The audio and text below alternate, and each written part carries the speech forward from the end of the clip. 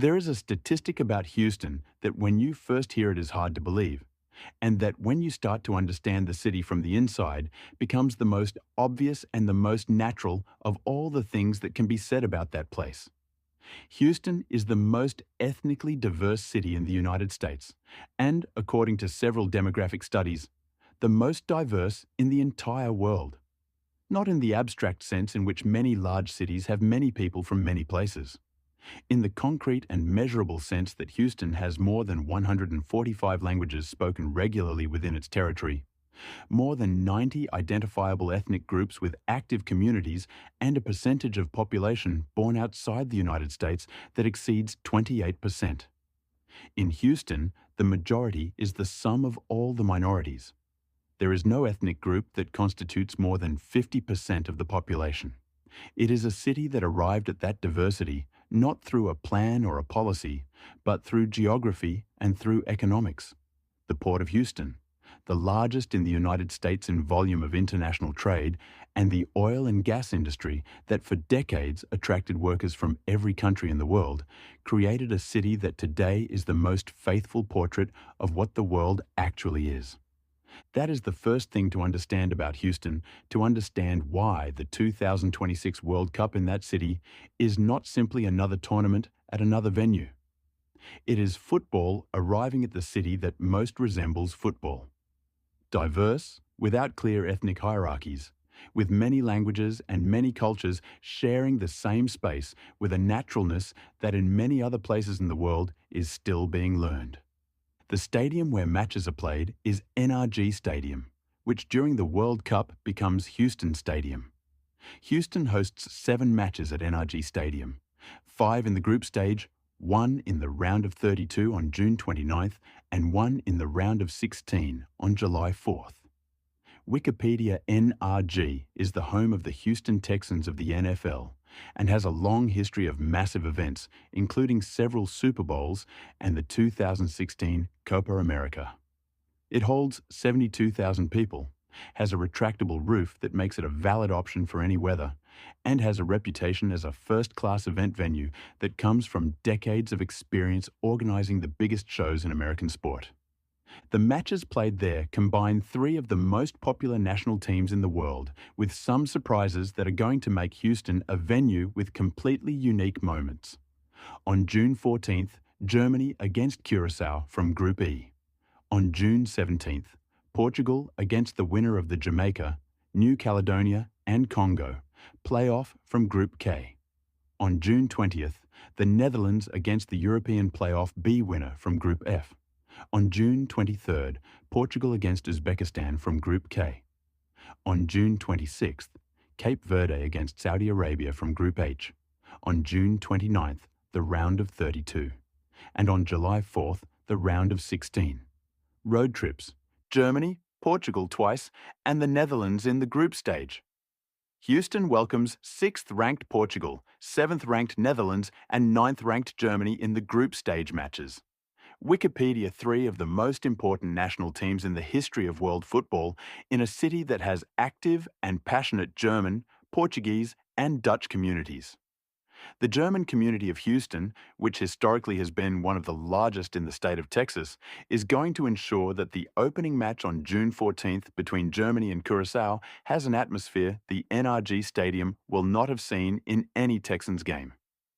Portugal against Uzbekistan on June 23rd is the most interesting of Portugal's 2 matches in Houston. Uzbekistan, the Central Asian team making its World Cup debut in history, against Portugal with Cristiano Ronaldo, who, at this stage of his career, knows that every World Cup match could be the last of his life. The Uzbek community in Houston, which is small but active, and the Portuguese supporters who are going to travel from all over the world to see their team are going to create a contrast of colours, languages and energies that only football can generate. Cape Verde against Saudi Arabia on June 26th is the match nobody would have expected to see in Houston, and that is going to be one of the most festive of the tournament. Cape Verde, the African archipelago that has an enormous diaspora in the United States, especially in East Coast cities, against Saudi Arabia, the team that at Qatar 2022 defeated Argentina in one of the most surprising results in World Cup history. The Arab community of Houston, one of the largest in the United States, is going to turn that match into a celebration that mixes Gulf traditions with Cape Verdean African music in a way that only Houston could produce. For getting to NRG Stadium, Houston has the same logistical challenge as Dallas or Los Angeles. It is a city designed for the car, and public transport has limitations. The stadium is in the southwest of the city, about 15 kilometers from downtown, and Houston's light rail system, the Metro Rail, has a line that reaches Reliant Park Station, steps from the stadium. The journey from downtown takes about 20 minutes and is the most recommended option. Uber, Lyft, and rental cars are the other options, with stadium parking available, but traffic on US 90 potentially complicated on match days. For accommodation, Houston has a very wide hotel offer with prices that, in general, are more accessible than in cities like New York or Los Angeles.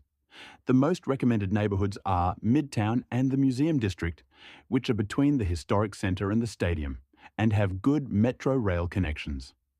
The Montrose neighborhood is the most creative and the most diverse in Houston, with the highest concentration of international restaurants, art galleries, and bars with nightlife in the city. The Heights neighborhood, northwest of downtown, is the most trendy in contemporary Houston, with restored Victorian houses, specialty coffee shops, and a neighborhood energy that is completely different from the image most people have of Houston. And the Energy Corridor, west of the city, has more affordable hotel options and is well connected to the stadium, though further from the city's cultural life.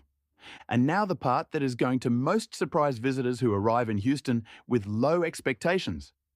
The city has a gastronomic scene that is, without any exaggeration, one of the 10 best in the United States, with a culinary diversity that no other American city can match. Houston has the highest number of restaurants per capita in the United States. Not the highest absolute number, but the highest number in proportion to the population. And that quantity is not an accident, but the direct consequence of the city's ethnic diversity. Every community that arrived in Houston brought its cuisine, its ingredients, its techniques, and its way of understanding food as part of cultural identity. The result is a city where, within a 10-kilometer radius, you can eat authentic southern Vietnamese cuisine, third-generation Tex-Mex barbecue, Cantonese dim sum, Pakistani biryani, Ethiopian injera, Jalisco-style birria tacos, Houston pho that the Vietnamese themselves admit is different and very good, and Peruvian ceviche prepared by cooks who arrived directly from Callao. Houston's Chinatown, which is in reality much more than a Chinese neighborhood and should be called Houston's Asian neighborhood, is in the southwest of the city and is one of the most important gastronomic destinations in the United States. It does not have the picturesque buildings of the Chinatowns of San Francisco or New York, but something more valuable in culinary terms: authentic restaurants serving regional Chinese, Vietnamese, Taiwanese, Korean, Thai, and Filipino food to a community that eats that food regularly, which guarantees a level of authenticity that more touristic Chinatowns cannot always offer. Tampico Street in East Houston is the heart of the city's Mexican neighborhood and has a concentration of taquerias, bakeries, and butcher shops that is one of the best portraits of Mexican culture outside Mexico. Houston has the second largest Mexican community in the United States after Los Angeles, and that community has built in the east of the city a neighborhood that has its own identity, its own music, its own festivals, and its own flavors that cannot be found anywhere else in the United States with the same authenticity. Space Center Houston is the city's most important tourist destination and one of the best science communication centers in the world. NASA's Johnson Space Center, which since 1961 has been the control center for all American crewed missions, has Space Center Houston open to the public, where you can see the real rockets that took astronauts to the moon, the International Space Station modules, Neil Armstrong's original spacesuit, and an exhibition about the Artemis program currently taking astronauts back to the moon. When Houston's controller said, "Houston, we have a problem," in 1970 during the Apollo 13 mission, the entire world knew where Houston was. The Space Center is the opportunity to be in that place, to understand from the inside what it means to be the city that coordinates human space exploration, and to feel that particular combination of pride and vertigo that comes from understanding that the universe is much larger than daily life reminds us. Buffalo Bayou Park is the most important park in Houston and one of the most beautiful in the United States. A green corridor of more than 10 kilometers that follows the course of Buffalo Bayou through the center of the city, with walking and running trails, outdoor sculptures, the famous pedestrian bridge that crosses the bayou with views of the Houston skyline, and the place where every year more than 1 million people gather to watch the July 4th fireworks. During the World Cup, when Houston has its round of 16 match on July 4th itself, Buffalo Bayou is going to be the stage for a celebration that combines the American Independence Day party with the World Football Party in a way no other tournament city can offer in exactly the same way. Houston's museum district is one of the densest and richest in the United States. Within a 1.5-kilometer radius are the Museum of Fine Arts Houston, which has one of the best art collections in North America, the Museum of Natural Science with its famous planetarium, the Contemporary Arts Museum, the Children's Museum, and, the most unique of all, the Rothko Chapel. The Rothko Chapel is an interfaith meditation space created by artist Mark Rothko in 1971, with 14 large-format paintings in deep black and purple that create an atmosphere of silence and contemplation absolutely unique in the world. It is the kind of place where, when you enter, you do not quite know what to expect, and when you leave, you cannot describe it exactly. But you know something happened in there. The Midtown neighborhood has the highest concentration of nightlife in Houston, with bars open until 2 in the morning on normal nights that during the World Cup are going to extend their hours with giant screens and live music that is going to turn those streets into the heart of the city's World Cup party.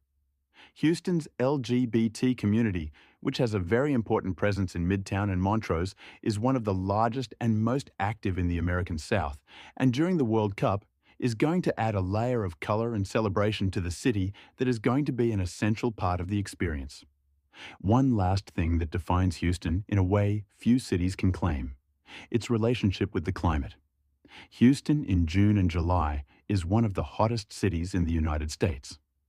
Temperatures exceed 35 degrees Celsius almost every day, and the humidity from the Gulf of Mexico creates conditions that those not accustomed to it can find very difficult. FIFA scheduled Houston's matches with times that minimize exposure to the maximum midday heat, with several matches scheduled for 8 in the evening, local time to take advantage of the relative cool of the night. Share America. The practical advice is the same as in Miami.